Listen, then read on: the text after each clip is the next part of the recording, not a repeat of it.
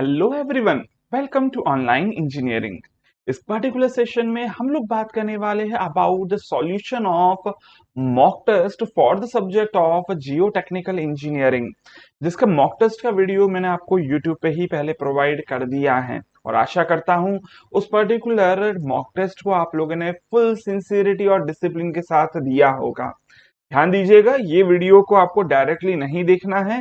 पहले mock test आप attempt कर लीजिए, कौन सा क्वेश्चन आपसे बनता है कौन सा नहीं बनता है ये आप चेक करिए। अंडर प्रेशर आपको क्वेश्चन सॉल्व करने की प्रैक्टिस होनी चाहिए। यही एक्चुअली मेन मोटिव है मॉक टेस्ट प्रोवाइड करने का। तो ये मोटिव को खत्म ना कीजिएगा, इसीलिए पहले ही आपको बता रहा हूं वीडियो की शुरुआत में कि इस वीडियो को देखने के पहले आप इससे रिलेटेड जो मॉक टेस्ट का वीडियो है वो पहले एक बार मॉक टेस्ट जरूर अटेम्प्ट कीजिएगा। डायरेक्ट सॉल्यूशन देखेंगे तो वो एक्चुअली आपको एक थ्योरी क्लास या फिर जो प्रैक्टिस क्लास है उसके जैसी ही फीलिंग दिलवाएगी। और सिर्फ प्रैक्टिस कर लेना काफी नहीं होता, अंडर प्रेशर क्वेश्चंस की प्रैक्टिस करना ही एक्चुअली मॉक टेस्ट का मेन मोटिव होता है। तो वो मोटिव यहाँ पर बिल्कुल खत्म ना कीजिएगा। चलिए अभी फिलहाल मैं मूव करता हूं towards our first question. Question अब आई होप आप लोगों को दिख रहा है। क्वेश्चन क्या बोलता है पहले रीड करते हैं। That consider the following statements. भाई यहाँ पर मेरे को कुछ 4 स्टेटमेंट्स लिखे हुए हैं। पहला स्टेटमेंट बोलता है Laplace equation is valid only for steady flow. अब देखो, मैं अगर आप लोगों को लैपलास इक्वेशन याद दिलाऊं तो लैपलास इक्वेशन क्या थी, बहुत सारे स्टूडेंट्स को ये इक्वेशन भी याद नहीं होगी, तो मैं आपको ये इक्वेशन याद दिला देता हूं।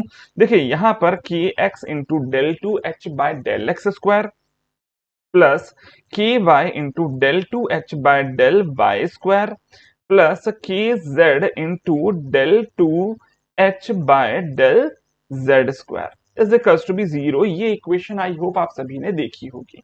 ये इक्वेशन को ही हम लोग यहाँ पर बुलाते हैं एज योर लैपलास इक्वेशन। पर देखिए इस पर्टिकुलर इक्वेशन में कहीं पे भी टाइम का कोई फंक्शन नहीं है ना। टाइम एज अ फंक्शन नहीं दिख रहा है। दैट मीन्स क्या है कि ये टाइम पर डिपेंड नहीं करता। यस और नो मैं लिख सकता हूं that it is not dependent on time.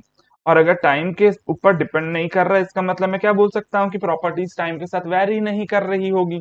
Properties अगर फ्लो में टाइम के साथ वेरी नहीं करती हो तो उस फ्लो को क्या बोलते हो आप, as the steady flow. So it is not dependent on time. और अगर not dependent on time हो तो मैं क्या बोल सकता हूं, that is applicable only for the steady flow. सिर्फ steady flow के लिए applicable है। चलिए अभी आगे बढ़ते हैं। यहाँ पर ये बात तो क्लियरली समझ में आती है कि ये जो पर्टिकुलर स्टेटमेंट है ये ट्रू है। ये ट्रू स्टेटमेंट है फर्स्ट वाला। सेकंड स्टेटमेंट पढ़ते हैं, बोलता है that the flow net is a graphical solution of Laplace equation. देखिए ये जो पर्टिकुलर लैपलास इक्वेशन है ये फ्लो कैसा होगा इसके बारे में बताती है। और इसी का जो ग्राफिकल सॉल्यूशन है उसी को आप क्या बोलते हो, एज द फ्लो नेट। उसी को क्या बोलते हो, एज द फ्लो नेट। अब फ्लो नेट के अंदर क्या होता है ये आप लोगों को आई होप सबको पता है कि सर जो फ्लो नेट है that is the graphical representation of solution of Laplace equation as well as कि सर ये जो पर्टिकुलर फ्लो नेट है इसमें 2 तरह की लाइंस का सेट होता है। पहली लाइंस होती है that are the equipotential lines. Second type of lines are your flow lines. 2 तरह की लाइंस होती हैं। अब अगर मैं इन्हीं 2 लाइंस में से बात करता हूं तो जो दोनों लाइंस है ये हमेशा इंटरसेक्ट करती है परपेंडिकुलरली, मतलब 90 डिग्री पे इंटरसेक्ट करती है। कौन कौन सी 2 लाइंस है, पहली लाइन है स्ट्रीम लाइन और जो दूसरी लाइन है दैट आर इक्विपोटेंशियल लाइंस। ठीक है, इनका मतलब क्या है, stream line is a line जो कि आपको बताती है about the direction of flow, tangent to which at any point will indicate the direction of flow. Equipotential line का मतलब क्या होता है, वो इमेजिनरी लाइन जो कि हमारे इक्वल पोटेंशियल वाले पॉइंट्स को ज्वाइन करता हो। तो ठीक है, ये 2 तरह की लाइंस होती है और इसी पर्टिकुलर हमारे डायग्राम को आप बोल देते हो एज द फ्लो नेट, जिसमें 2 तरह की लाइंस होती है। सभी ने देखी है कि कुछ इस तरह का यहाँ पर आपका फ्लो नेट बनता है जिसमें एरोज बने हुए लाइन पर, वो होती है आपकी फ्लो लाइंस। इन्हीं के परपेंडिकुलरली इंटरसेक्ट करने वाली जो लाइंस होती है इनको आप बोल देते हो एज द क्या बुलाते हो, as equipotential lines. So these are equipotential lines, और ये वाली जो लाइंस दिख रही जिनमें एरो बना हुआ, these are the stream lines. ठीक है, तो क्लियरली समझ में आता है यहाँ पर हमारा जो सेकंड स्टेटमेंट है ये भी ट्रू स्टेटमेंट है। थर्ड स्टेटमेंट की तरफ मूव करते हैं, तो तीसरा स्टेटमेंट बोलता है that the two flow lines और two equipotential lines can never intersect और can never meet in a flow net. देखिए, अगर मैं दो इक्विपोटेंशियल लाइंस की बात कर रहा हूं तो इक्विपोटेंशियल लाइंस के ऊपर कुछ पोटेंशियल का नंबर लिखा रहता है ना। जैसे अगर मान लीजिए ये 100 मीटर के पोटेंशियल को बता रहा है, तो अगला वाला 90 मीटर को या फिर अगला वाला 80 मीटर के पोटेंशियल या फिर हेड को इंडिकेट रहा होगा। अब एक ही सेम पॉइंट पर दो हेड की वैल्यूज तो पॉसिबल नहीं है। तो एक पर्टिकुलर पॉइंट की बात कर रहे हैं तो वहां पर एक पर्टिकुलर डेफिनेट वैल्यू होगी हेड की, है ना। अगर दो अलग अलग वैल्यूज होती सेम पॉइंट पे तब तो ये हो सकता है कि भैया वहां पर आपका 80 मीटर वाला भी लाइन आ जाएगी और 100 मीटर वाली लाइन भी आ जाएगी, but actually that is not possible, है ना। तो सेम पॉइंट पर दो अलग अलग हेड पॉसिबल नहीं है, इसलिए इक्विपोटेंशियल लाइंस तो इंटरसेक्ट नहीं कर सकती।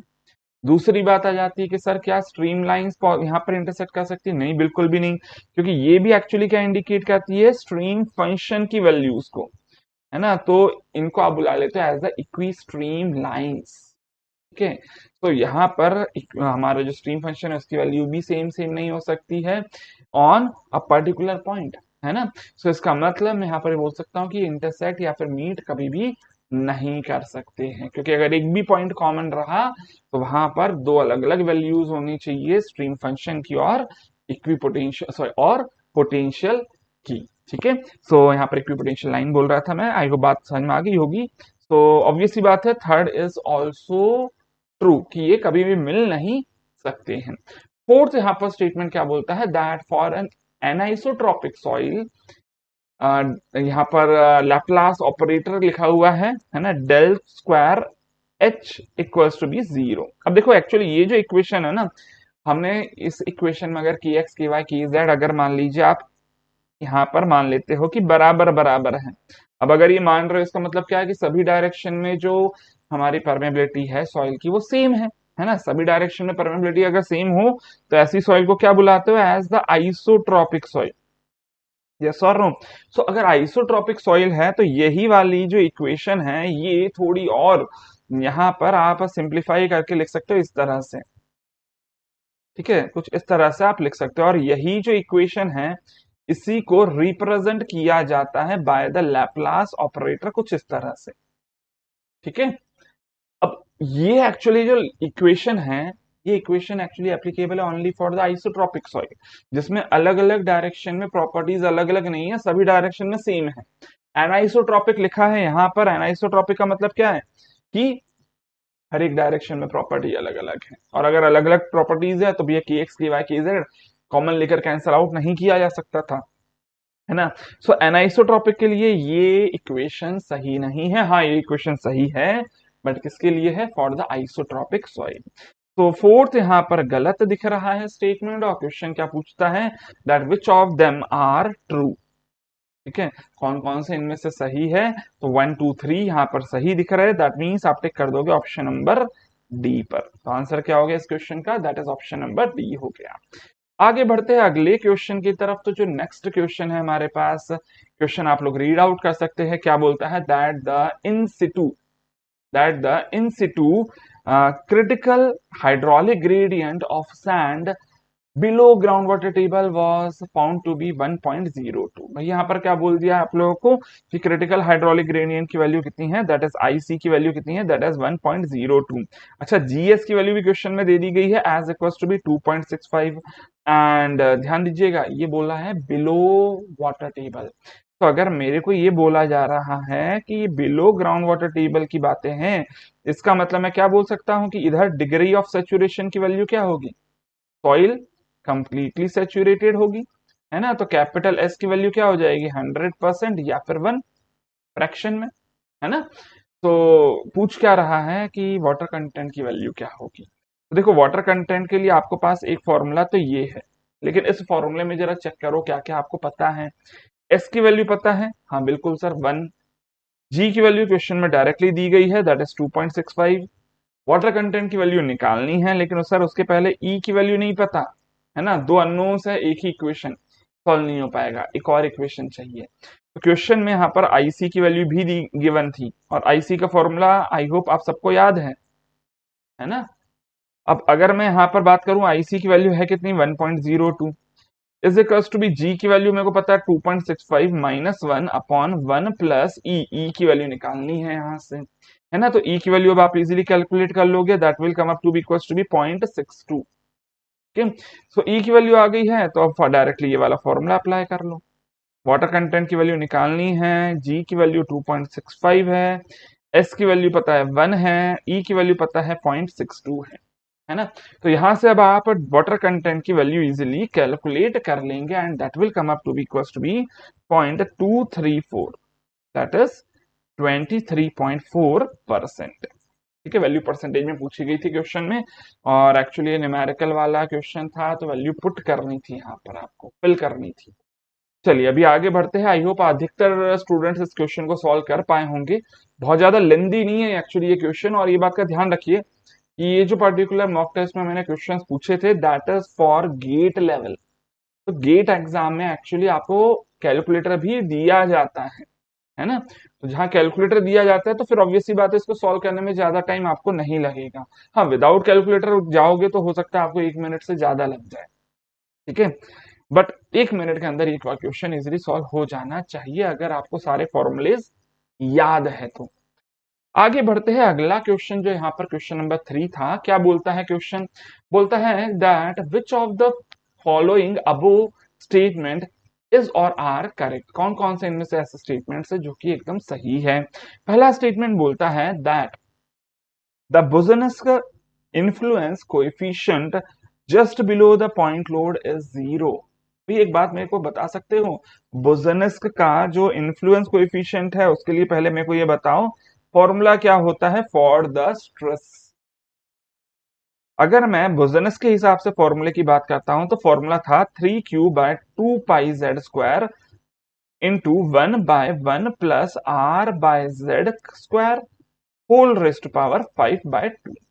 लेकिन ये फॉर्मूले की अगर मैं बात करूं, इस फॉर्मूले में मेरे को बोला है just below the point load, इसका मतलब क्या है कि हॉरिजॉन्टल डिस्टेंस कितना हो गया, 0 हो गया। अगर ऐसा है तो यहाँ पर मैं क्या बोल सकता हूँ, सिग्मा जेड की वैल्यू क्या आ जाएगी, 3q/2πz²। आर की वैल्यू 0 पुट कर दो, तो एक्चुअली ये वाली टर्म हो जाएगी 0, पूरा का पूरा डिनोमिनेटर हो जाएगा 1, न्यूमरेटर 1 है, डिनोमिनेटर 1 है, स्क्वायर ब्रैकेट हो जाएगा 1, 1 की पावर कुछ भी हो जाए, ऑब्वियस सी बात है वो 1 ही आएगा, दैट मीन्स 3q/2πz² हो जाएगा। इसी को सॉल्व करते हैं, तो ये वैल्यू आ जाती है इक्वल टू 0.4775। वैसे खैर सॉल्व करना नहीं था आपको, बट ये मैंने आप लोगों को अपनी थ्योरी लेक्चर्स में बताया है ना। तो क्या ये 0 दिख रहा है, नहीं सर, ये 0 नहीं दिख रहा। 0 नहीं दिख रहा, इसका मतलब मैं क्या बोल सकता हूँ, first statement is false. Okay, आगे बढ़ते हैं। सेकंड स्टेटमेंट क्या बोलता है, Newmark's chart is based on Boussinesq equation. बिल्कुल सही बात है। देखिए ये न्यूमार्क्स चार्ट कैसा होता है, थोड़ा सा याद दिला दूं। न्यूमार्क्स चार्ट में होते हैं कुछ कॉन्सेंट्रिक सर्कल्स, कुछ कॉन्सेंट्रिक सर्कल्स प्रेजेंट होते हैं, और इनमें प्रेजेंट होती है कुछ इस तरह की रेडियल लाइंस। ठीक है, 4 रेडियल लाइन होगी, 5, 6, 7, 8, ऐसे और भी नंबर ऑफ रेडियल लाइंस होंगी। तो नंबर ऑफ रेडियल लाइंस कितनी होती है, number of radial line standard Newmark's chart में, देखो रिवीजन भी करना है अपने को, सॉल्यूशन अगर कर रहे हैं हम लोग तो प्रॉपर एक्सप्लेनेशन आप लोगों को मिलेगा, तो आपका रिवीजन भी होगा और फायदा देगा आप सभी को, है ना। तो रेडियल लाइंस कितनी होती है यहाँ पर, सर रेडियल लाइंस होती है 20। ठीक है सर, 20 होती है। अच्छा, सर्कल्स कितने होते हैं, concentric circles that are 10। Number of area units कितनी होती है यहाँ पर, number of area units is equals to be होता है 200। Influence factor of one area unit कितना होता है, दैट इज 1/200। ठीक है, ये कुछ बातें थी इन अपने न्यूमार्क्स चार्ट से रिलेटेड। बट ये जो न्यूमार्क्स चार्ट है, इसका डेरिवेशन होता है, हमें जरूरत नहीं है, but that is actually derived on the basis of Boussinesq equation. एकदम सही है ना। अब बुज़नेस इक्वेशन क्या होती है, वो तो मैंने आपको डायरेक्टली फॉर्मूला पहले लिख कर दे दिया, तो वो बताने की जरूरत नहीं है आपको। अब ये आगे बढ़ता हूं। थर्ड बोलता है that the Boussinesq solution always give stresses greater than Westergaard solution. भाई अगर मैं वेस्टरगार्ड सॉल्यूशन और ये बुज़नेस के सॉल्यूशन कंपेयर करूं, लेट अस सपोज कि यहाँ पॉइंट लोड एक्ट कर रहा है और ये आपका ग्राउंड सरफेस है, तो जस्ट बिलो द, अगर मैं यहाँ पर एक पर्टिकुलर डेप्थ पर मैं यहाँ पर हॉरिजॉन्टल प्लेन में किस तरह से स्ट्रेस वेरी करता है उसका वेरिएशन प्लॉट करता हूं, तो देखिए अगर लेट अस सपोज कि ये वेरिएशन बनता है फॉर द बुज़ेनस्क, फॉर द बुज़ेनस्क, तो यहाँ जो हमारा वेस्टरगार्ड का वेरिएशन बनता है वो कुछ इस तरह का बनता है। ठीक है, अब वेस्टरगार्ड का जो वेरिएशन है उससे क्या समझ में आता है यहाँ पर वेरिएशन देखकर कि सर एक पर्टिकुलर वैल्यू तक तो यहाँ पर क्या देखने को मिल रहा है कि बुज़ेनस का स्ट्रेस ज्यादा है ना। कहां तक होता है ये भी मैंने आप लोग को बताया, दैट बुज़ेनस का stress is more than Westergaard. कब तक? जब तक आर बाय जेड की वैल्यू 1.5 से कम हो।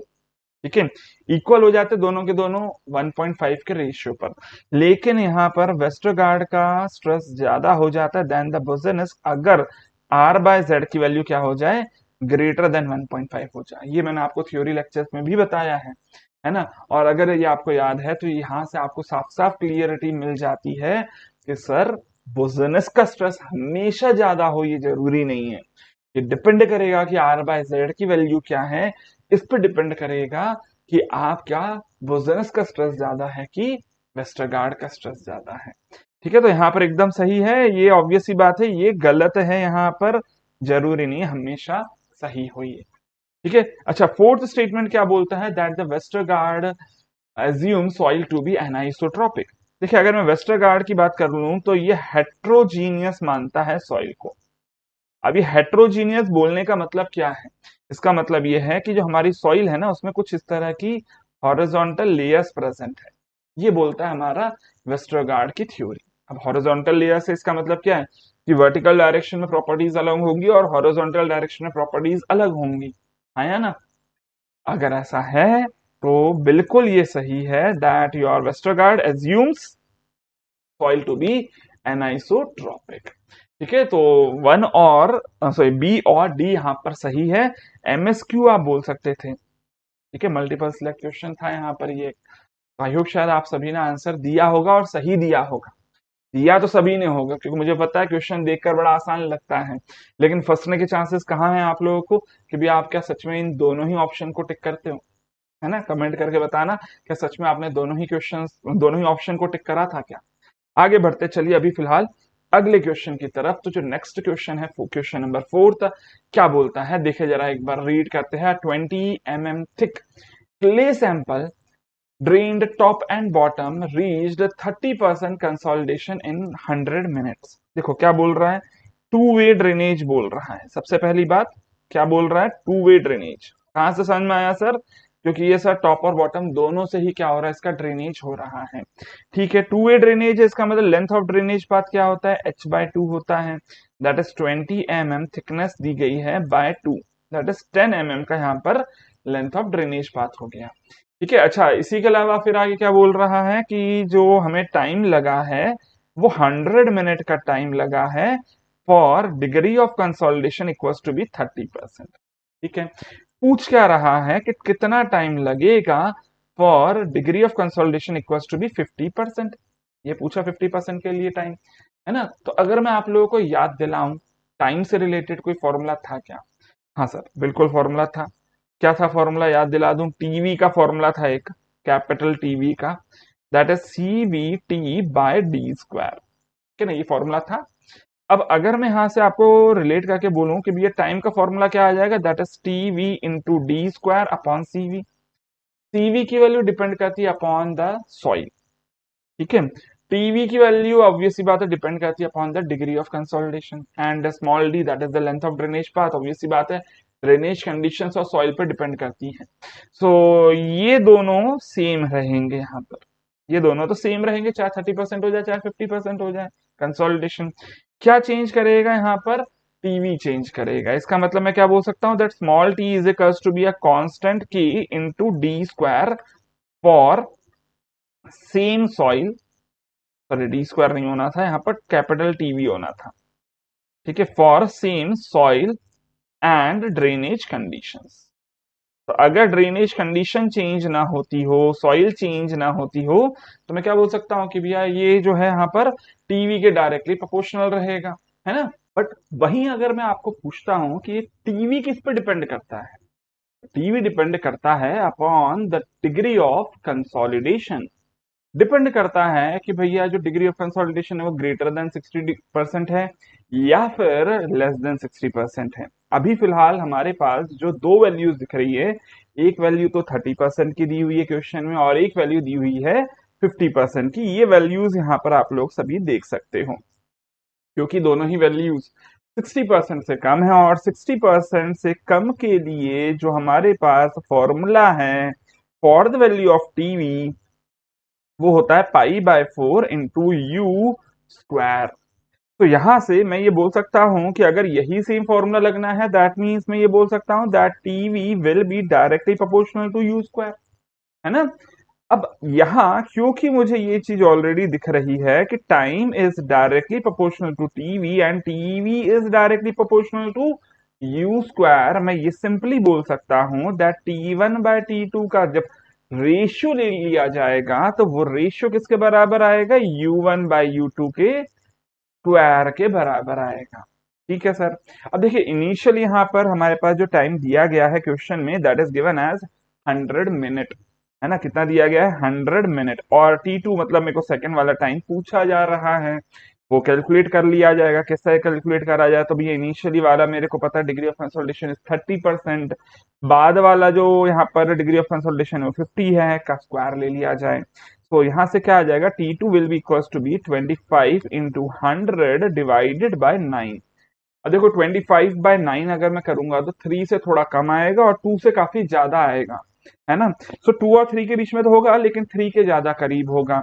अब 2 पॉइंट समथिंग इंटू 100 करूंगा तो 200 में कुछ रेंज आनी चाहिए और वो भी 300 के ज्यादा पास। तो ऑब्वियसली बात है ऑप्शन कौन सा दिख रहा है, that is given in your option number B. तो T2 की वैल्यू आ जाएगी 278 मिनट्स। ठीक है। सो इजीली ये क्वेश्चन को सॉल्व कर सकते थे even without the usages of calculator. हाँ, क्वेश्चन को सॉल्व करने के लिए आपको लॉजिक यहाँ पर अप्लाई करना पड़ेगा और अगर आपके पास कॉन्फिडेंस अच्छा है एग्जाम टाइम पर भी तो इस क्वेश्चन को आप ओरल ही कर लोगे, मतलब कुछ टाइम आप यहाँ पर अपना सेव कर सकते हो फॉर सम अदर क्वेश्चंस। चलिए अभी फिलहाल मैं आगे बढ़ता हूँ, मूव करता हूँ टुवर्ड्स अवर नेक्स्ट क्वेश्चन।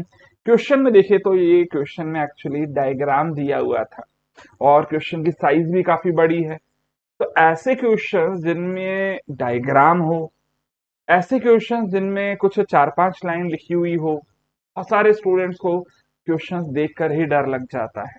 पर अगर आपने टॉपिक पढ़ा हुआ है, उस पे बेस्ड कुछ क्वेश्चंस की प्रैक्टिस करी हुई है, तो उसके लिए ऑब्वियस सी बात है शायद ये क्वेश्चन को अटेम्प्ट करना काफी आसान हो जाएगा, है ना। तो खैर चलिए अभी फिलहाल हम लोग तो कॉन्फिडेंस के साथ इस क्वेश्चन को सॉल्व करेंगे। पहले पढ़ते हैं क्वेश्चन में क्या लिखा हुआ है। A tower is to be constructed on the site shown below. It was decided that the expected settlement will be too large and on and so the site is to be preloaded before the construction of the tower। मतलब क्या बोल रहा है कि जब tower हम लोग यहाँ पर कंस्ट्रक्ट कर रहे हैं उधर सॉइल में एक्सपेक्टेड है कि बहुत ज्यादा सेटलमेंट होने वाला है, इसीलिए हम क्या करते हैं कि इस पर्टिकुलर साइट को प्रीलोड कर देते हैं बिफोर कंस्ट्रक्शन, ताकि कुछ यहाँ पर सेटलमेंट हो पाए, है ना। क्योंकि बाद में कंस्ट्रक्शन के बाद सेटलमेंट होगा तो दिक्कत है, पहले ही सेटलमेंट करवा देना है तो उसके लिए आपको प्री लोडिंग करनी पड़ेगी। यही सेम चीज यहाँ पर क्वेश्चन में देखिए प्री लोडेड लिखा हुआ है।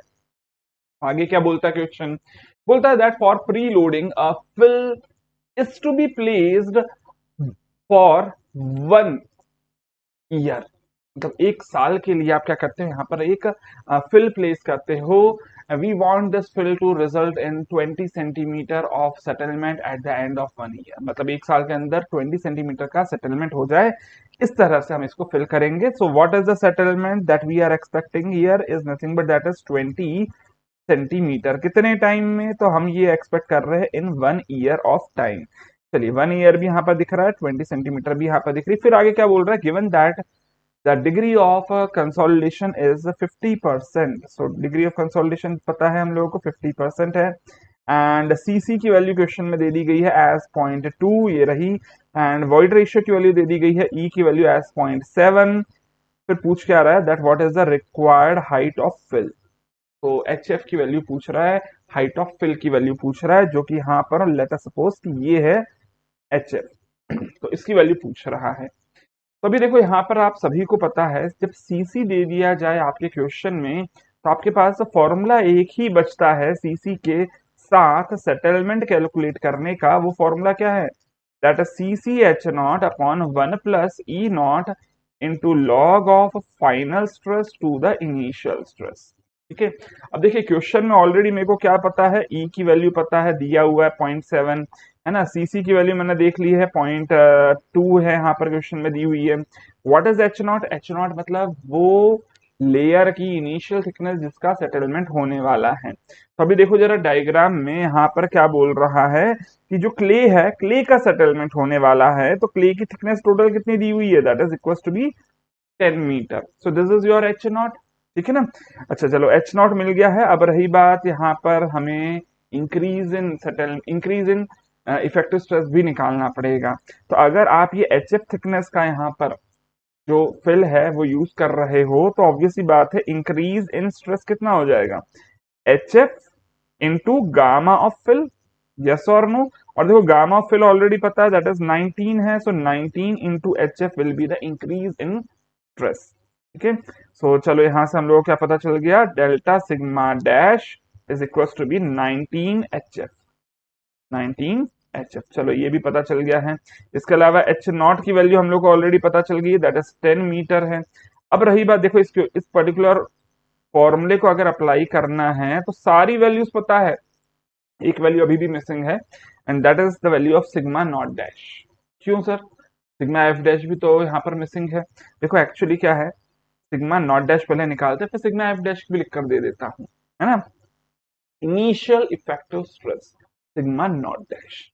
अब इनिशियल इफेक्टिव स्ट्रेस कैसे निकाला जाएगा सर, इसके लिए आप ये एज्यूम करो कि ओरिजिनली जो यहाँ पर कंडीशन थी वो क्या थी। तो देखो ओरिजिनली कंडीशन क्या थी कि ये फिल मटेरियल प्लेस नहीं हुआ होगा, है ना। ग्राउंड सरफेस यही हुआ करता होगा, ओरिजिनल ग्राउंड सरफेस लिखा हुआ है ऑलरेडी। तो इधर से अगर मैं मान लीजिए नीचे की तरफ मूव करता हूं तो इफेक्टिव स्ट्रेस की वैल्यूज मैं कैलकुलेट कर पाऊंगा। किसमें इफेक्टिव स्ट्रेस कैलकुलेट करना चाहिए, वो लेयर में सर जिसमें आपको सेटलमेंट निकालना है। सेटलमेंट मतलब क्ले में निकालना है, तो क्ले में आपको इफेक्टिव स्ट्रेस चाहिए।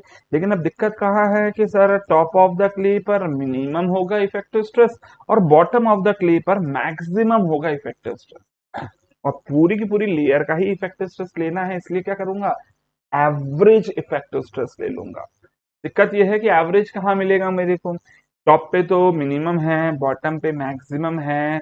इफेक्टिव स्ट्रेस वेरी करता है लीनियरली, इसीलिए इफेक्टिव स्ट्रेस आप कैलकुलेट करोगे एट द मिड लेयर। ठीक है, लेकिन अब मिड लेयर पे जाते जाते इफेक्टिव स्ट्रेस कितना हो जाएगा अगर यही समझना है। सबसे पहले देखो यहाँ पर पहले के 2 मीटर में आप ले लोगे यहाँ पर गामा बल्क, पहले के 2 मीटर में क्या ले लोगे यहाँ तक, gamma bulk of the sand.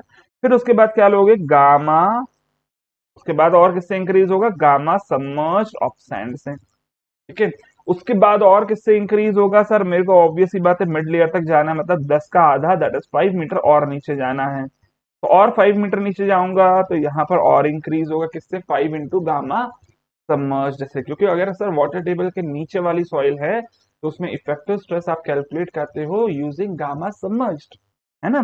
तो ये वैल्यू होगी देखो यहाँ पर टोटल, ऑब्वियस सी बात है तीनों का समीशन लेना पड़ेगा। तो अगर मैं इनिशियल इफेक्टिव स्ट्रेस की वैल्यू लिखूंगा तो देखो पहले वाले में 2 इंटू गामा बल्क, दूसरे वाले में 2 into gamma submerged of sand और तीसरे वाले में 5 into gamma submerged of clay. तीनों का समीशन कर दिया जाए तो इधर लिख देता हूं, देखिए that will be equal to be 2 into gamma bulk of sand plus, यहाँ पर डैश ऊपर है, बिल्कुल उसको यहाँ पर ये मत मान लेना कि यार ये गामा डैश ऑफ सैंड है, नहीं, प्लस क्या लिखूं आगे, यहाँ पर देखो टोटल सैंड में और कितना बाकी बच गया है दैट इज 3। ठीक है, तो ये गामा बल्क गामा सबमर्ज के साथ 3 मल्टीप्लाई होना था क्योंकि ये बच गई थिकनेस कितनी है, 3 मीटर। ठीक है, तो इसको मैं लिख देता हूं 3 into gamma submerged of sand plus 5 into gamma submerged of clay. अब ये बताओ अपने सैंड की बल्क डेंसिटी कितनी दी हुई क्वेश्चन में, 18, ये 20.5 और ये 19.65।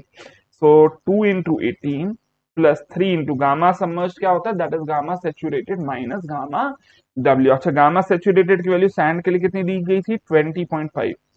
गामा डब्ल्यू की वैल्यू क्या ले लू, 9.81, ठीक है, plus 5 into gamma submerged of clay कितना दिया गया था, दैट इज 19.65, है ना, अभी बताया मैंने डायग्राम में से, माइनस 9.81, ठीक है। एक बार क्रॉस चेक कर लो, 20.5 और 19.65 वैल्यू ली है, 20.5 और 19.65 यही वैल्यूज दी गई थी, ठीक है। तो इसको आप लोग इजीली अब कैलकुलेट कर लोगे, सिग्मा नॉट डैश को इजीली अब आप लोग कैलकुलेट कर लेंगे, यस और नो, ठीक है। सो चलिए इसको आप लोग यहाँ पर कैलकुलेट इजीली कर सकते हो। अप्रोक्सीमेटली क्या आ जाएगा वो बता देता हूँ, 36 प्लस 3 इंटू ये मान लेता हूँ 10.5 हो जाएगा, that is nothing but that is equal to be और 31.5 प्लस 5 इंटू 10 ही हो जाएगा ये, तो दैट इज 50 यहाँ पर लिख देता हूँ। तो ऑब्वियस सी बात है, ये हो गया हमारे पास 67 plus 50 that is equal to be around 117 kilo newton per metre square आएगा। अच्छा, अब ये अप्रोक्सीमेटली निकाला है मैंने विदाउट कैलकुलेटर, एग्जाम में तो कैलकुलेटर होता है आपके पास, तो आप लोग बिल्कुल यहाँ पर एग्जैक्टली कैलकुलेट करेंगे, है ना। अब ये सिग्मा नॉट डैश तो मिल गया है, तो फाइनल यहाँ पर अगर स्ट्रेस निकालना है तो क्या होगा, initial plus increase in stress, तो that is equal to be 117 plus 19 into H F, हाँ या ना। अब इस फॉर्मूले को उठाकर डायरेक्टली पुट कर लेते, भाई हमें पता है टोटल यहाँ पर सेटलमेंट कितना होना है, 20 सेंटीमीटर, दैट इज 0.2 मीटर, है ना। सीसी की वैल्यू पता है 0.2 है, एच नॉट की वैल्यू पता है 10 है, 1 प्लस ई की वैल्यू पता है 0.7 है ना। लॉग ऑफ फाइनल स्ट्रेस मेरे को पता है 117 प्लस 19 इंटू एच एफ, और मेरे को ये भी पता है इनिशियल वैल्यू वैल्यू 117 है। तो देखो पूरी इक्वेशन में, इस पूरी इक्वेशन में सिर्फ एक ही अननोन है, क्या है unknown, that is H F, है ना। तो अब आई होप अब आप समझ सकते हो कि यहाँ पर इस क्वेश्चन को सॉल्व करेंगे तो फाइनली मेरे को एच एफ की वैल्यू मिल जाएगी जो कि एक्चुअली क्वेश्चन में पूछी गई थी, है ना। वैल्यू आ जाएगी आपकी एच एफ की, that is equal to be 7.33 metre. बड़ी आसानी से इस क्वेश्चन को सॉल्व कर सकते थे, बट हाँ देखो कैलकुलेशन करने में टाइम लग सकता है, कैलकुलेटर आपको प्रोवाइडेड होता है, लेकिन ये बेसिक कंसेप्ट कि भैया मिड लेयर ऑफ क्ले पर आपको यहाँ पर इफेक्टिव स्ट्रेस निकालना है, इफेक्टिव स्ट्रेस कहाँ, वाटर टेबल के नीचे क्या लेना है, गामा सबमर्ज, वाटर टेबल के ऊपर गामा बल्क लेना है, ये बेसिक कंसेप्ट आपके पहले से क्लियर होने चाहिए। और जब ये कंसेप्ट क्लियर है तो एग्जाम टाइम पे आपका प्रेजेंस ऑफ माइंड होना चाहिए कि आप उसको अप्लाई कर पाओ, ठीक है। तो एग्जाम में मार्क्स लाना इतना भी आसान नहीं है कि आप एक बार पढ़ लोगे और एग्जाम में मार्क्स इजीली आ जाएंगे।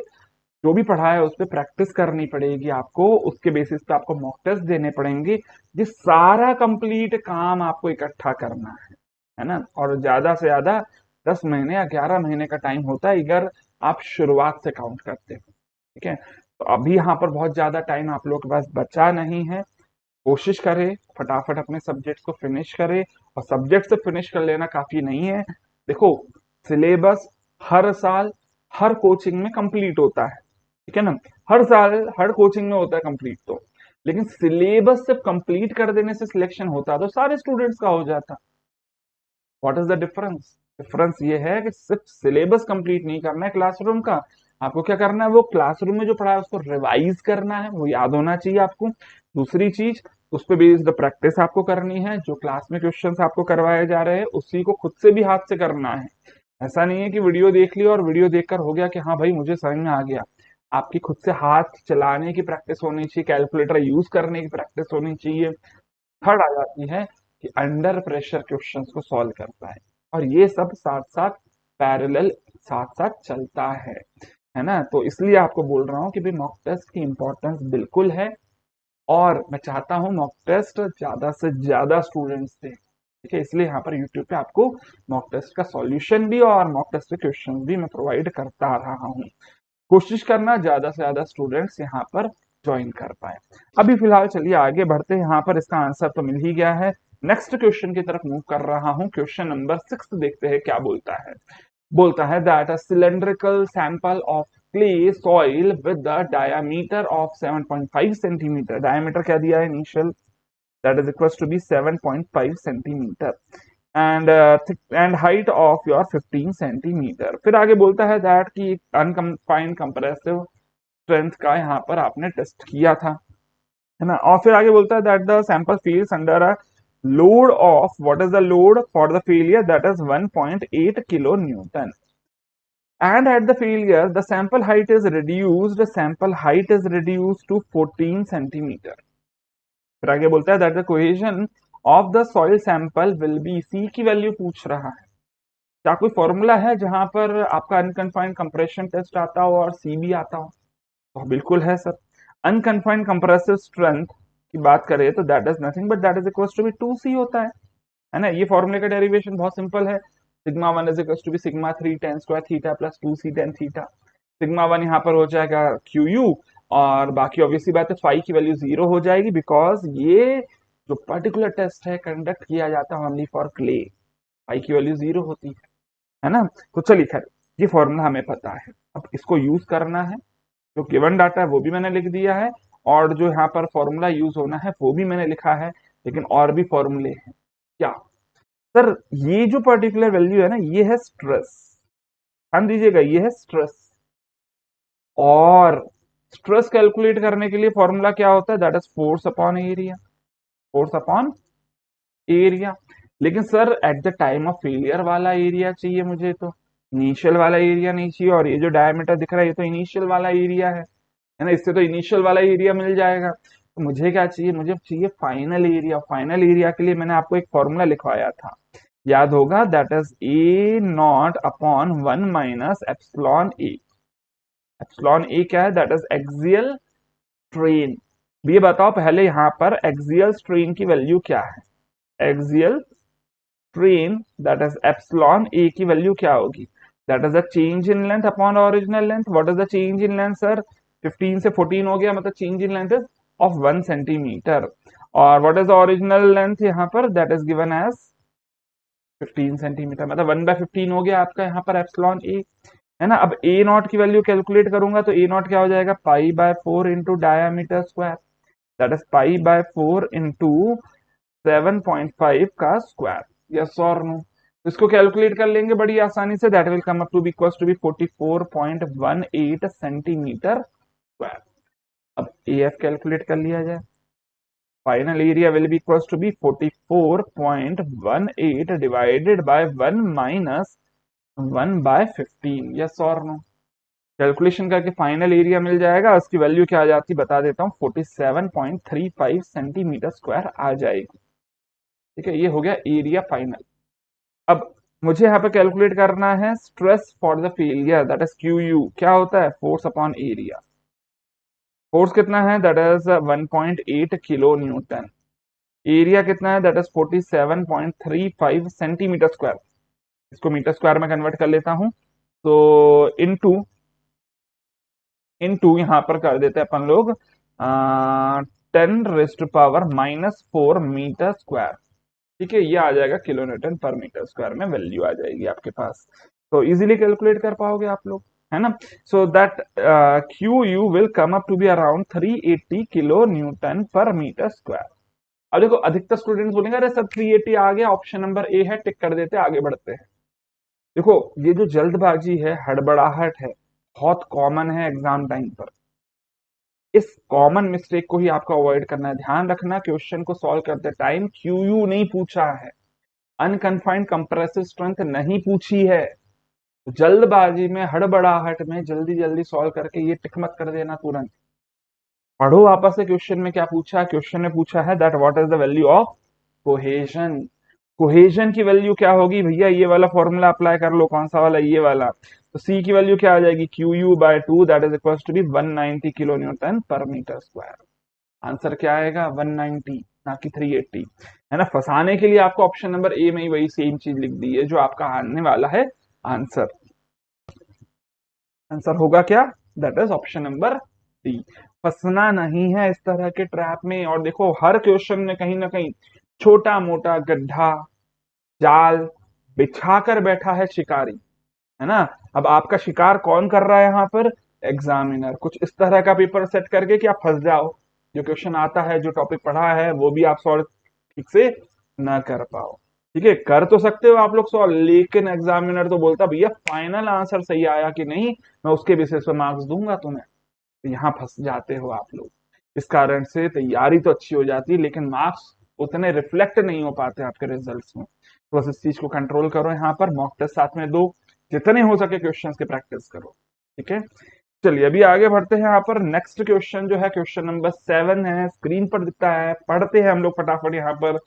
A clay sample was tested in an undrained triaxial test। देखो भैया, सबसे पहली बात क्ले सैंपल बोल दिया है, ठीक है।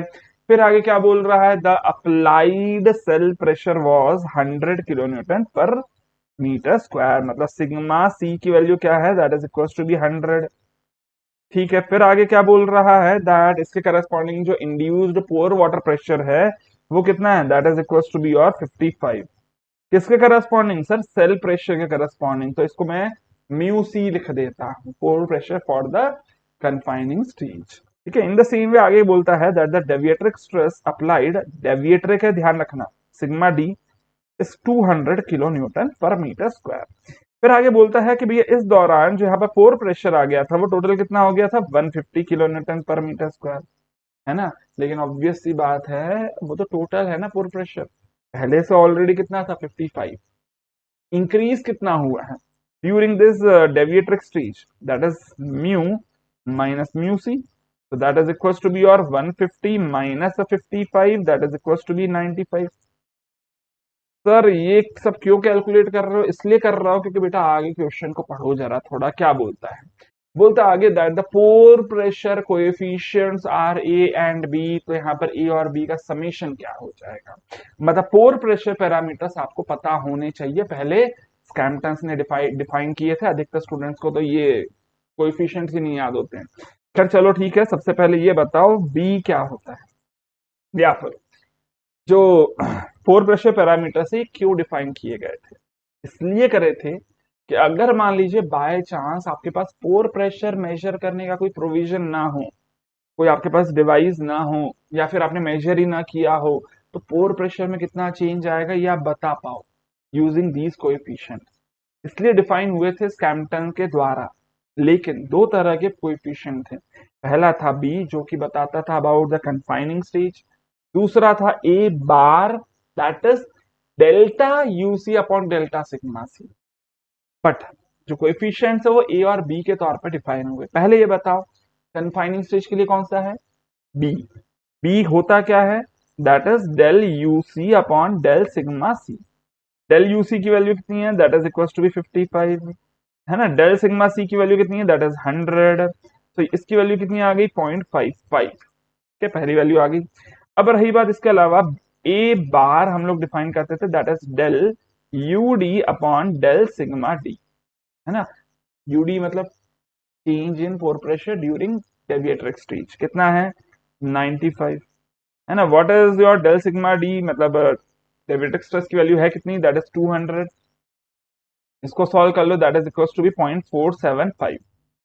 ठीक है, दो वैल्यूज तो आ गई, लेकिन देखो क्वेश्चन में आपको ए बार नहीं बोला था। बहुत सारे स्टूडेंट्स यहाँ पर कंफ्यूज होंगे, सर ए और ए बार में क्या डिफरेंस होता है, अरे भैया याद रखा होता तो बहुत अच्छी थी बात, क्वेश्चन अच्छे से सॉल्व करते आप लोग। याद कराऊं कि ए जो था ना, ये जो ए जो था ना वो ए इंटू बी की बात कर लू मैं, यहाँ पर ध्यान दीजिएगा, ये जो ए इंटू बी है ना, यही होता था ए बार। यहां से अगर मैं ए की वैल्यू निकालूंगा तो ए की वैल्यू क्या आ जाएगी, ए बार अपॉन बी। ए बार की वैल्यू क्या है 0.475, बी की वैल्यू क्या है 0.55, है ना, समझ में आ रही है बात। तो ये दोनों डिफरेंट होते थे, ए बार अलग होता था, ए अलग होता था। फॉर्मुलेस पढ़े होंगे, याद होगा अगर तो बातें समझ में आ रही होंगी, है ना। नहीं याद आ रहा है इतना बोलने के बावजूद तो भैया बेहतर है थोड़ा सा रिवाइज कर लो इस टॉपिक को, है ना। तो ये चीज यहाँ पर क्लियर होती है कि किस पार्ट को आपको अभी सच में रिवीजन करने की जरूरत है। अगर अभी भी याद नहीं आ रहा है तो थोड़ा सा रिवाइज करिए इस टॉपिक को, भूल गए हो या फिर ठीक से पढ़ा नहीं था, है ना। चलिए अभी इसकी वैल्यू मैं यहाँ पर कैलकुलेट करके बता देता हूँ, that this will come up to be equals to be 0.86। A की वैल्यू आ गई, लेकिन हमें पूछा क्या गया था, ए प्लस बी, मतलब 0.86 प्लस 0.55, दोनों का समीशन कर दोगे तो ये वैल्यू आ जाएगी 1.41 and this is your answer. This is the answer for this question. But ये ध्यान दीजिएगा, इस क्वेश्चन को सॉल्व करने के लिए आपको ए बार, ए और बी, ये तीनों क्लियर होने चाहिए। ठीक है, चलिए अभी आगे बढ़ते हैं। यहाँ पर shear स्ट्रेंथ वाले चैप्टर में ये आता है पार्ट। अगर आप लोग भूल गए हो तो इसको आप थोड़ा सा रिवाइज जरूर कर लीजिएगा। अगले क्वेश्चन की तरफ मूव कर रहा हूं। नेक्स्ट क्वेश्चन क्या है यहाँ पर, बोलता है सेकेंडरी कंसोलिडेशन के बारे में सवाल है। Secondary consolidation settlement in clay is due to. Secondary consolidation होता क्या था? देखो, जब भी किसी सॉइल पे लोड अप्लाई करते हो सबसे पहले हम ये अज्यूम करते हैं कि हवा भागेगी, है ना, और हवा के कारण जो भी वॉल्यूम रिड्यूस होता है उसको बोलते हैं एज द इनिशियल कंप्रेशन। फिर जब आप यहाँ पर लोड और लगा ही रहता है तो ऑब्वियसली बात है धीरे धीरे पानी एक्सपेल आउट होता है। उस दौरान जो वॉल्यूम रिडक्शन होता है उसको बोलते हैं एज द प्राइमरी कंसोलिडेशन।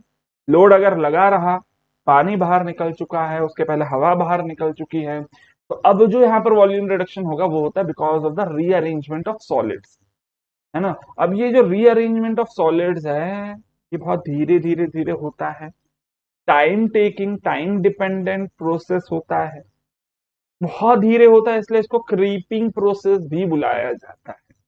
ठीक है, तो यहां पर अगर मैं देखता हूं क्वेश्चन के ऑप्शंस में, तो पहला ऑप्शन क्या बोलता है, देखो जरा, पार्टिकल रीओरिएंटेशन। ऑब्वियसली बात है पार्टिकल रीअरेंजमेंट, बिल्कुल सर, जो सेकेंडरी कंसोलिडेशन है उसमें पार्टिकल रीअरेंजमेंट होता है, तो ये एकदम सही है। फिर आगे बोल रहा है क्रीप। क्रीप मतलब स्लो टाइम टेकिंग प्रोसेस, बिल्कुल सही बात है, क्योंकि हमारा जो सेकेंडरी कंसोलिडेशन है वो बहुत स्लो टाइम डिपेंडेंट फिनोमिना है, तो ये भी सही है। तीसरा बोल रहा है डिकम्पोजिशन ऑफ ऑर्गेनिक मैटर।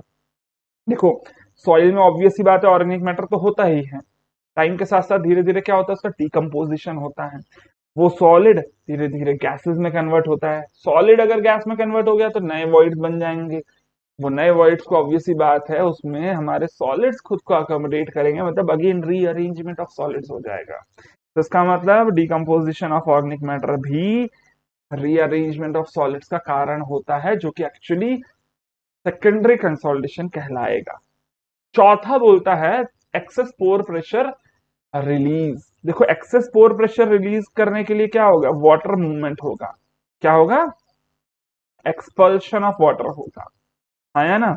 और सर एक्सपल्शन ऑफ वाटर के कारण अगर कोई वॉल्यूम रिडक्शन होता है तो ऐसे वॉल्यूम रिडक्शन को आप यहां पर सेकेंडरी कंसोलिडेशन नहीं बल्कि क्या बुलाते हो, that is known as primary consolidation. क्या बुलाते हैं उसको, एज प्राइमरी कंसोलिडेशन। तो ये सेकेंडरी नहीं है, इसका मतलब डी तो पक्का है गलत हो गया, पूछा क्या गया था, कौन कौन से सही है, ठीक है ना। तो आप यहाँ पर जरा चेक करो, क्वेश्चन वैसे लेवल तो बहुत इजी है लेकिन एक्चुअली एमएसक्यू है, तो क्या सच में आपने ये तीनों ही ऑप्शंस पे टिक करे थे या फिर सिर्फ एक ही ऑप्शन पे टिक करा था, गलत हो गया ना फिर। तो आंसर क्या हो जाएगा, ए बी और सी। ठीक है, चलिए अभी आगे बढ़ते हैं। अगला क्वेश्चन यहाँ पर सामने अगेन स्क्रीन पर दिख रहा है। क्वेश्चन को पढ़ेंगे, that a U U test is carried out on a saturated clay sample at a confining pressure of 5 kg per centimetre square. तो देखो भैया, यहाँ पर फर्स्ट टेस्ट किया गया है, और फर्स्ट टेस्ट जो किया गया क्ले पर है, क्ले पर है, इसका मतलब 5 की वैल्यू 0, ये लिखा है क्ले। ठीक है, फिर आगे क्या बोल रहा है कि इसमें जो कन्फाइनिंग प्रेशर वो कितना है, that is 5 kg per centimetre square, और जो डेविएट्रिक स्ट्रेस है at the failure is given as 3 kg per centimetre square. फिर सेकंड यहाँ पर सैंपल की बात कर रहा है, if another sample is tested at confining pressure of 3 kg per centimetre square, तो कन्फाइनिंग प्रेशर अब नए वाले में क्या बोल रहा है, 3 kg पर सेंटीमीटर स्क्वायर है। तो पूछता है इसके लिए डेविएट्रिक स्ट्रेस की वैल्यू क्या होगी। अब देखो, यहाँ इस क्वेश्चन को सॉल्व करने के तरीके अलग अलग हैं, है ना। मैं तुम्हें सबसे सिंपल तरीका बता रहा हूँ जो कि जल्दी से जल्दी हो सकता है। एक इक्वेशन पकड़ लो और उसको सॉल्व कर लो, है ना। इक्वेशन कौन सी पकड़ना है, that is sigma 1 is equals to be sigma 3 tan square theta plus 2c tan theta. वैसे हमने इसका ऑब्वियस सी बात है डेरिवेशन देखा है ना। सिग्मा 1 अगर मैं फर्स्ट वाले सैंपल को ही कंसीडर कर लेता हूं तो सिग्मा 1 क्या हो जाएगा, इधर से sigma 1 is equals to be sigma c plus sigma d होता है, that is 3 plus 5 that is equals to be 8 हो जाएगा। तो इधर लिख देता हूँ 8। सिग्मा 3 मतलब कंफाइनिंग प्रेशर ही होता है, that is equals to be 5।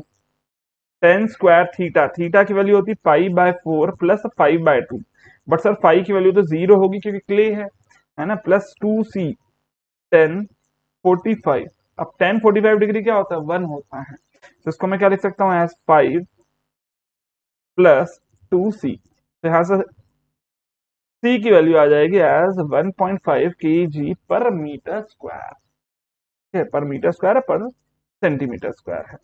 चलिए सी की वैल्यू आ गई। अब इसको अप्लाई करते हैं टुवर्ड्स अवर सेकंड सैंपल, तो सेकंड सैंपल में ये बातें लिखी हैं, sigma 1 is equal to be, sigma 3 क्या हो जाएगा, ये सिग्मा सी ही, 3 10 square 45 degree plus 2c 10 45 degree, ठीक है, तो 3 × 1 प्लस 2 × c की वैल्यू क्या है, 1.5 × 1, तो ये हो गया हमारे पास कितना, that is equal to be 3 + 3 that is 6। But sir ये हो गया हमारा सिग्मा 1, ये क्या हो गया, सिग्मा 1। क्या हमें सिग्मा 1 पूछा क्वेश्चन में, जरा एक बार वापस से चेक करो, जल्दीबाजी में गलत मत करना। क्या सच में क्वेश्चन में सिग्मा 1 पूछा है?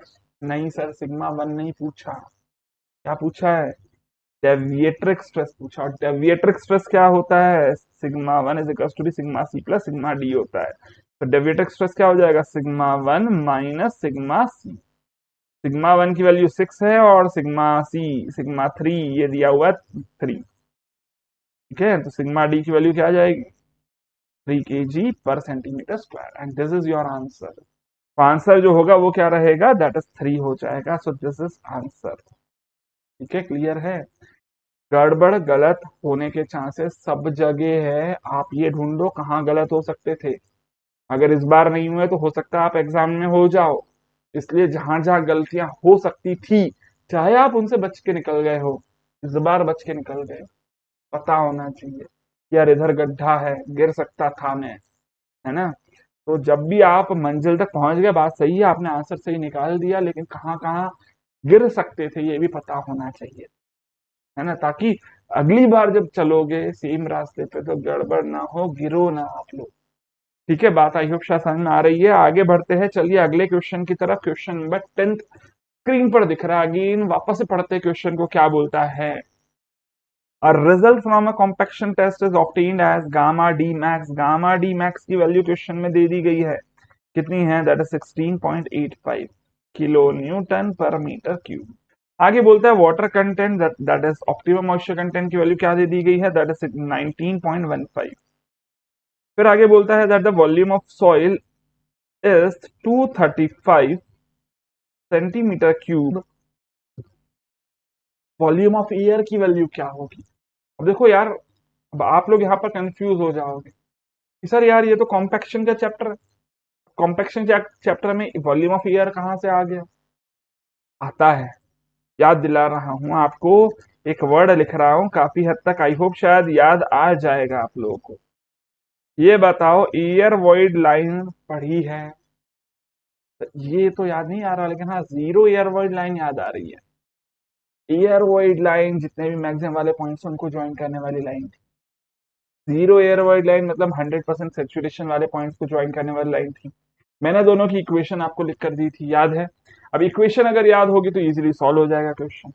एयर वॉइड लाइन की इक्वेशन याद दिला देता हूं, gamma D is equals to be क्या था, 1 minus eta A into G into gamma W upon 1 plus W G, ठीक है, ये फॉर्मूला दिख रहा है, देखो जी की वैल्यू क्वेश्चन में दे दी गई है, गामा डब्ल्यू दिया हुआ है, वाटर कंटेंट भी हम लोगों को पता है, वैल्यूज पुट करते हैं सिर्फ directly, 16.85 is equals to be 1 minus eta A, G की वैल्यू 2.7 है, गामा डब्ल्यू की वैल्यू 9.81 है, divided by 1 plus water content W की वैल्यू कितनी है हमारे पास, दैट इज 0.1915, जी की वैल्यू हम लोग को पता है दैट इज 2.7, सारी वैल्यूज पता है, सिर्फ एक वैल्यू नहीं दिख रही इस इक्वेशन में, दैट इज ईटा ए, और उसी को आप लोग कैलकुलेट यहां से करेंगे, and that will come up to be around 0.0349, मतलब 3.5%, ठीक है।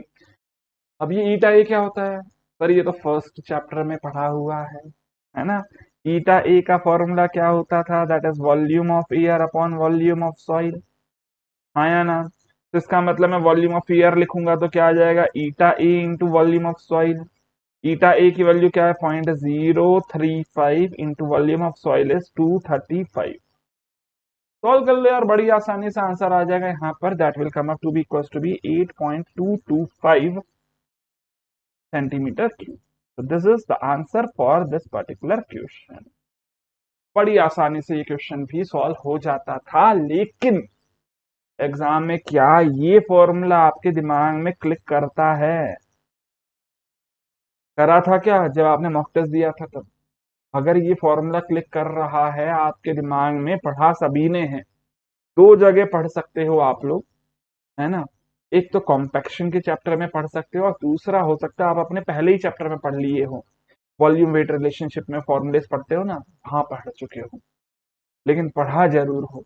और अगर ये पढ़ा है तो इसका मतलब क्वेश्चन को सॉल्व करना आना चाहिए था आपको, है ना। चलिए अभी फिलहाल आगे बढ़ते हैं, क्वेश्चन नंबर 11 की तरफ मूव कर चुका हूं मैं। अगेन 2 नंबर का क्वेश्चन था, अच्छा क्वेश्चन था, पढ़ते जरा क्वेश्चन क्या बोलता है। बोलता है that a tower with 3 legs supports a total weight of 3600 kilo newton. भाई एक टावर है, उस पर टोटल 3600 किलो न्यूटन का लोड लग रहा है, उसके 3 लेग है, each leg rest on piers located at the corner of a equilateral triangle of 6 metre side. मतलब एक लेग अगर यहाँ है तो दूसरा यहाँ होगा और तीसरा यहाँ होगा।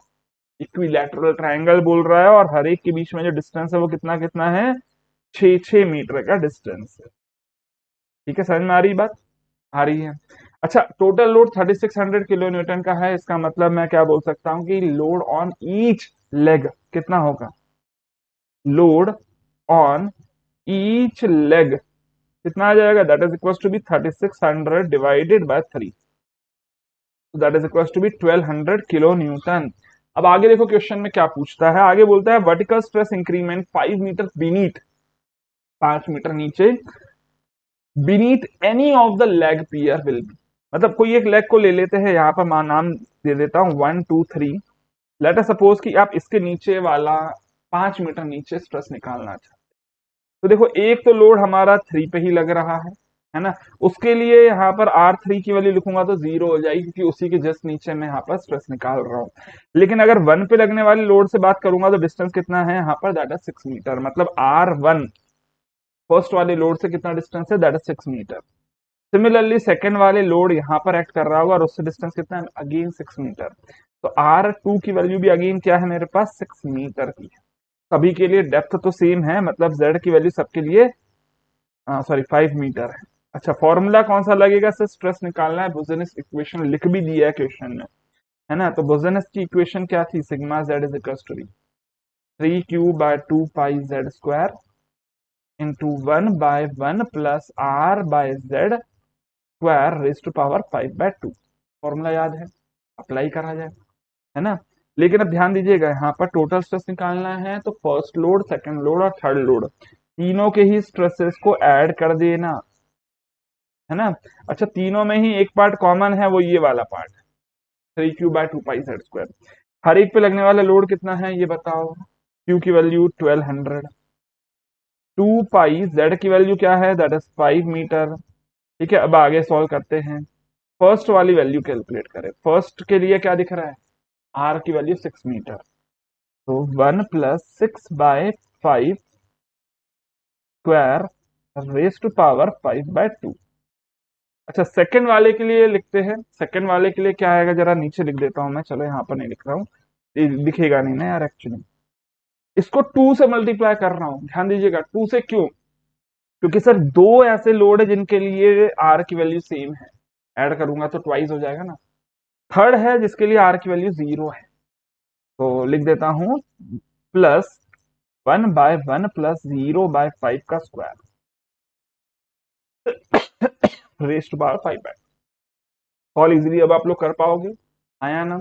सॉल्व करके फाइनली वैल्यू जो आ जाती है, मैं बस आपको वो बता देता हूँ, that will come up to be equal to be 27.85, 27.85 kilo newton per metre square. तो बस काम खत्म यहाँ पर आप लोगों का, है ना।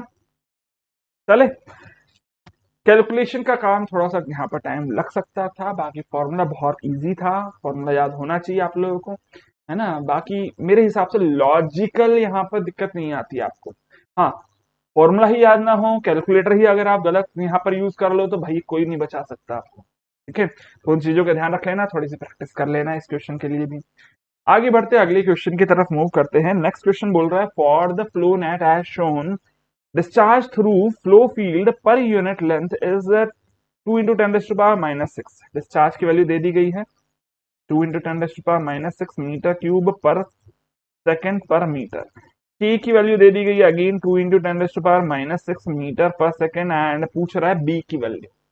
भाई एक बात बताओ, डिस्चार्ज का कोई फॉर्मूला पढ़ा? हाँ सर पढ़ा, सीपेज वाला, फ्लोनेट वाला, K × H × NF/ND, याद है। बट एक्चुअली ये फॉर्मूला किसके लिए था? फॉर द यूनिफॉर्म फ्लो, याद होना चाहिए आपको। फॉर्मूले का डेरिवेशन कैसे होता था वो थोड़ा सा याद दिलाऊंगा अभी, बट एनएफ और एनडी पहले कैलकुलेट कर लेते हैं डायग्राम को देखकर। एनएफ का मतलब है नंबर ऑफ फ्लो चैनल्स। अब नंबर ऑफ फ्लो चैनल्स कैसे निकालते हैं? नंबर ऑफ स्ट्रीम लाइंस -1, ठीक है। अब number of stream lines count करो यहाँ पर। फ्लो ऑब्वियस सी बात है इधर से इधर होगा, इधर से इधर होगा, आया ना, पक्की बात है। अच्छा देखो यहाँ पर ये जो है ना, ये एकदम यहाँ पर क्या कर रहा है? इंटरसेक्ट कर रहा है, मतलब स्पेस नहीं बच रहा है, एकदम कांटेक्ट में है यहाँ पर। देखो वापस से मिटाकर दिखाता हूँ, दिख रहा है? एकदम कांटेक्ट में है। मतलब क्या इसके ऊपर स्पेस बचा कहीं जहां से पार कर सकता था पानी? नहीं बचा ना। मतलब इधर से इधर जाने के लिए एक्चुअली यहाँ पर पानी के पास स्पेस नहीं है। यस और नो? तो एक हम लोग फ्लो लाइन बनाते थे हर बार, बाउंड्री के साथ साथ वाली लाइन यहाँ पर नहीं बनेगी, बिकॉज पहली वाली फ्लो लाइन और आपका शीट पाइल है या फिर आपका जो भी यहाँ पर बैरियर है उसके बीच में जगह नहीं है। समझ में आ रही बात? तो अगर ये स्पेस है ही नहीं तो यहाँ से पानी फ्लो नहीं कर सकता था। पहला जो यहाँ पर फ्लो लाइन बनेगा वो यही वाली फ्लो लाइन बनेगी। तो this is your first flow line. Second flow line, ये हो गया सेकेंड फ्लो लाइन, ये हो गया थर्ड फ्लो लाइन, ठीक है। और ये होगी फोर्थ फ्लो लाइन, ये हो गई फिफ्थ फ्लो लाइन यहां से, ठीक है। तो टोटल कितनी फ्लो लाइंस होगी बोलो जरा? 1 2 3 4 5। So that is equals to be 5 minus 1, that is equals to be 4। Number of flow lines कितनी है हमारे पास? 4 है। अब रही बात आ जाती है नंबर ऑफ इक्विपोटेंशियल लाइंस भी निकाल लेते हैं। नंबर ऑफ इक्विपोटेंशियल लाइन देखो, सबसे पहली इक्विपोटेंशियल लाइन वो ये हो गई, हर एक पॉइंट पे कितना है यहाँ पर हेड? 4 मीटर, ये होगी फर्स्ट। सेकंड देखो, ये हो गई सेकंड, ये हो गई थर्ड। ध्यान से देखना जरा डायग्राम, यहाँ पर ध्यान से देखो अभी, बिल्कुल फोर्थ, देखो फिफ्थ, ये हो गई सिक्स्थ, समझ में आ रही बात? ये हो गई सेवेंथ लाइन, ठीक है। ये हो गई एट्थ लाइन। वैसे तो मेरा है यहाँ पर जहां पे भी लिख रहा हूँ वो दिख रहा होगा, है ना, लेकिन फिर भी ध्यान से देखते चलो कोई मिस ना हो। 9 हो गए, 10 हो गया, और ये हो गया 11। तो इक्विपोटेंशियल लाइंस कितनी होगी? That are 11। तो ये बताओ नंबर ऑफ ड्रॉप्स कितने हो जाएंगे? That is number of equipotential lines -1। Number of equipotential lines कितनी है? मेरे पास 11 है, तो सब्ट्रैक्ट करके वैल्यू क्या आ जाएगी? 10। क्लियर है? अब देखो फॉर्मूले में एनएफ पता है, एनडी पता चल गया, एच हेड लॉस होता है। इधर हेड है 4 मीटर का और इधर हेड है, हाँ, मतलब एच की वैल्यू क्या होगी? 4 मीटर। दोनों में डिफरेंस कितना है? 4 मीटर का, ठीक है। के की वैल्यू क्वेश्चन में ऑलरेडी दी हुई थी, लेकिन एक जगह गलती मत कर देना। क्वेश्चन में एक्चुअली पूछ रहा है what is the width of flow channel. Flow channel की विड्थ पूछ रहा है, मतलब वो क्या पूछ रहा है? वो ये पूछ रहा है, ध्यान से देखो डायग्राम में, ये पूछ रहा है, ये लिखा बी, ठीक है, दिख रहा है? ये बी पूछ रहा है। थोड़ा सा जूम कर लेना, यूट्यूब में भी जूम हो जाता है, मोबाइल में भी, और अगर आप डेस्कटॉप पे हो तो फिर तो शायद आसानी से दिख रहा होगा, है ना।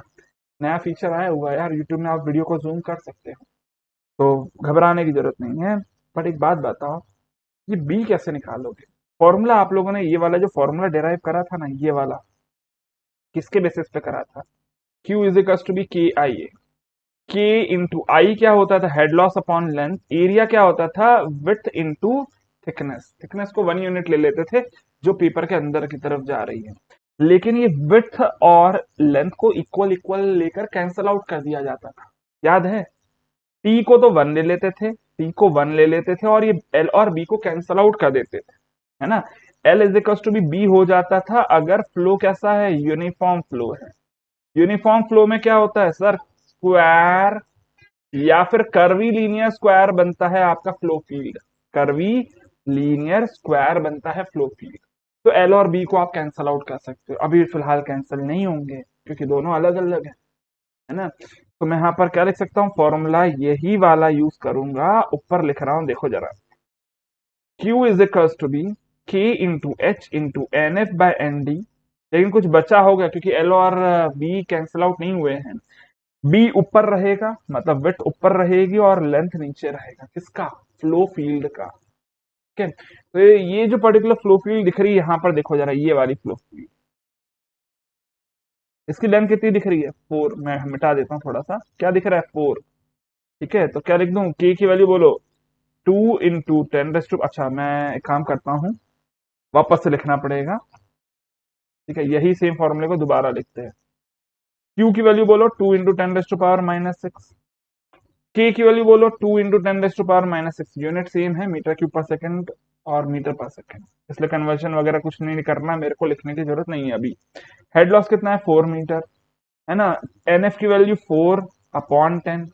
ठीक है, अब रही बात बी, बी निकालना है और लेंथ एल की वैल्यू दी हुई है 4। ठीक है, समझ में आ रही बात, आ गई बात, बोलो हाँ या ना। ये थोड़ा सा मिटा देता हूँ, थोड़ा सा आगे कर लेता हूँ ताकि आपको ये डिफरेंस क्लियर रहे कि कहाँ से कहाँ तक एक स्टेप है और उसके बाद दूसरी स्टेप है।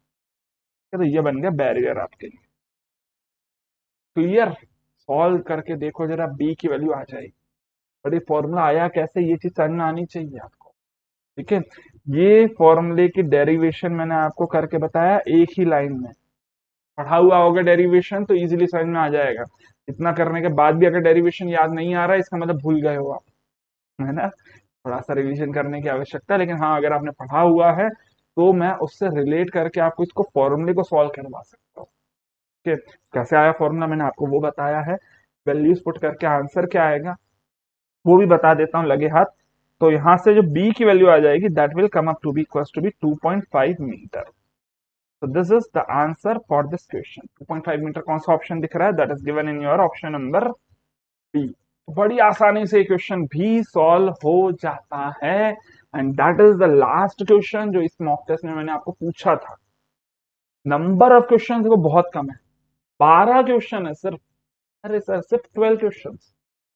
सॉल्यूशन करने में देख रहे हो कितना टाइम लग रहा है, सॉल्यूशन करने में टाइम नहीं लग रहा है, एक्सप्लेनेशन इतना है कि टाइम लग रहा है, समझो जरा, है ना। और ये एक्चुअली जरूरी है आप लोगों के लिए, बिकॉज अभी अगर आप ये बोले कि सर हमारी तैयारी कंप्लीट हो चुकी है, देखो तैयारी कभी कंप्लीट नहीं होती, है ना। आप टॉप 100 में रैंक लेकर आ जाओ, फिर भी बहुत सारे ऐसे स्टूडेंट्स मिल जाएंगे टॉप 200 टॉप 300 में रैंक है, लेकिन अपने मनपसंद की ब्रांच, अपने मनपसंद का सॉरी पीएसयू नहीं मिला है ना, तो वापस से तैयारी करते हैं। तो कंप्लीट नहीं होती तैयारी कभी भी, हमेशा आप कुछ ना कुछ यहाँ पर मिस कर देते हो। जितना हो सके डिटेल में अच्छे से सॉल्यूशन चेक किया कीजिए किसी भी पर्टिकुलर क्वेश्चन।